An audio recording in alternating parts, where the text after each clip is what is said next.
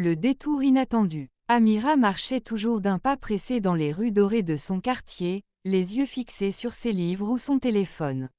Mais ce soir-là, la lumière du soleil couchant était si intense qu'elle l'obligea à lever les yeux. C'est à cet instant précis qu'elle le vit. Il s'appelait Elias. Il était assis à la terrasse d'un petit café, un carnet de croquis à la main. Contrairement aux autres passants qui se hâtaient de rentrer chez eux, Elias semblait figer le temps. Leurs regards se croisèrent pendant une seconde qui sembla durer une éternité. Une rencontre en couleur. Le lendemain, par une étrange coïncidence, ou peut-être un choix inconscient, Amira reprit le même chemin. Elias était là. Cette fois, il ne dessinait pas le paysage, il l'attendait. Le premier mot, il lui tendit un dessin. C'était elle, marchant sous la lumière de la veille, avec ce même air rêveur. La connexion, ils passèrent des heures à discuter, découvrant que si Amira voyait le monde à travers les mathématiques et la logique, Elias le voyait à travers les ombres et la lumière. L'étincelle, ce n'était pas un coup de foudre bruyant, mais une reconnaissance douce, comme deux mélodies qui s'accordent enfin. Un amour lumineux. Au fil des semaines, les rues de la ville devinrent leur jardin secret. Chaque coucher de soleil était une promesse de se retrouver. Amira n'avait plus besoin de presser le pas, elle avait trouvé la personne qui lui donnait envie de s'arrêter et de savourer l'instant présent. Parfois, il suffit de lever les yeux au bon moment pour que le reste de votre vie change de couleur. Souhaitez-vous que je développe davantage un chapitre spécifique de leur rencontre? J'ai jamais vraiment remarqué le petit café au coin de la rue. Pour elle, c'était juste un point sur son trajet quotidien. Mais ce jour-là, alors que le soleil peignait les bâtiments de teinte chaude, quelque chose attira son regard. Un jeune homme, les cheveux bouclés et le sourire facile, était assis là, absorbé par son carnet de croquis.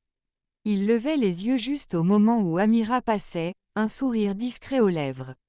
C'était Elias. Le lendemain, Amira se sentait étrangement attirée par le même chemin. Elle n'avait pas de raison particulière, juste une curieuse envie de voir si, et oui, il était là. Elias la vit arriver. Cette fois, il ne se contenta pas d'un sourire.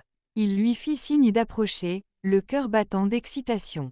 Il lui tendit son carnet, lui montrant un croquis qu'il venait de terminer. C'était elle, immortalisée dans le contre-jour du soleil couchant. Surprise et flattée, Amira accepta le croquis, ses joues prenant une légère teinte rosée. Elias, un peu intimidé mais ravi de sa réaction, lui offrit la chaise en face de lui. Le silence fut bref, rempli d'une curiosité mutuelle. Bientôt, les mots commencèrent à venir, d'abord hésitants, puis plus fluides. Ils parlèrent de leur journée, de leurs rêves, et des petites choses qui les faisaient sourire. Le temps sembla s'arrêter alors qu'ils partageaient cette première conversation le jour suivant, leur rencontre au café devint une douce habitude. Puis, un après-midi, alors que le soleil commençait à descendre, Elias proposa une promenade. Amira accepta, le cœur léger. Ils marchèrent côte à côte le long des rues familières, mais cette fois, tout semblait différent. Les bruits de la ville, les rires des enfants, les odeurs des épices, tout prenait une nouvelle dimension, teintée par la présence de l'autre. Leurs conversations se firent plus profondes, leur silence plus confortable, et la simplicité de partager ce moment sous le même soleil couchant devint le prélude à quelque chose de plus grand. Au fil des semaines, Elias et Amira continuèrent à explorer la ville ensemble, mais ce n'était plus la même ville.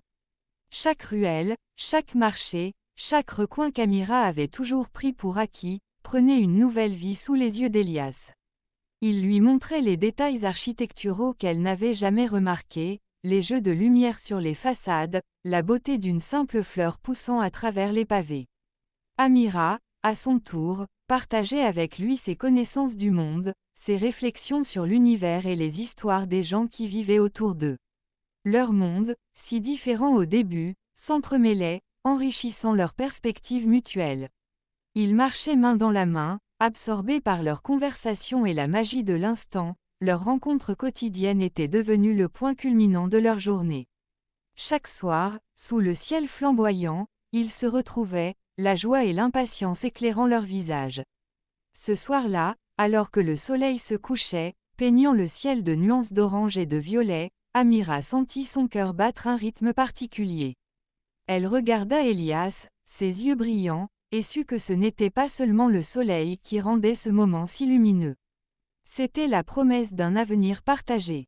Un avenir où chaque pas, chaque sourire, chaque conversation serait tissée de l'amour et de la complicité qu'ils avaient trouvé l'un dans l'autre. Ils se tenaient là, le monde autour d'eux semblant s'estomper, ne laissant place qu'à leur bonheur grandissant et à la douce mélodie de leur rire, et le temps a passé, et leur amour a grandi avec chaque coucher de soleil. Un soir, Elias emmena Amira sur les hauteurs de la ville, là où les lumières de la cité commencent à briller comme des diamants au sol. Sous le ciel qui passait de l'orange au bleu profond, il posa son carnet et sortit une petite boîte.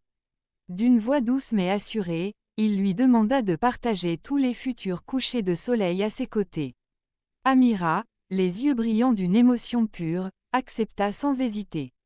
Ce n'était plus seulement le début d'une histoire, mais le commencement d'une vie entière à deux, écrite jour après jour, croquis après croquis, dans le silence de la nuit tombante, alors que les premières étoiles commençaient à percer le velours du ciel. Elias s'est agenouillé. Ce n'était plus un croquis sur du papier, mais une promesse gravée dans le temps. Amira, le cœur débordant de bonheur, a dit « oui ». Ils sont restés là, contemplant les lumières de la ville qui s'éveillaient, sachant que peu importe où le chemin les mènerait, ils le parcouraient désormais ensemble, main dans la main. Le jour du mariage arriva sous un ciel d'azur. La ville entière semblait célébrer leur union. Amira portait une robe d'un blanc éclatant, brodée de fils d'or qui rappelait la lumière du premier coucher de soleil où Elias l'avait dessinée. Lorsqu'ils échangèrent leurs vœux, ce n'était pas seulement une promesse de s'aimer, mais la fusion de deux mondes. Elias ne regardait plus son carnet, il regardait la réalité magnifique qu'il allait construire avec elle.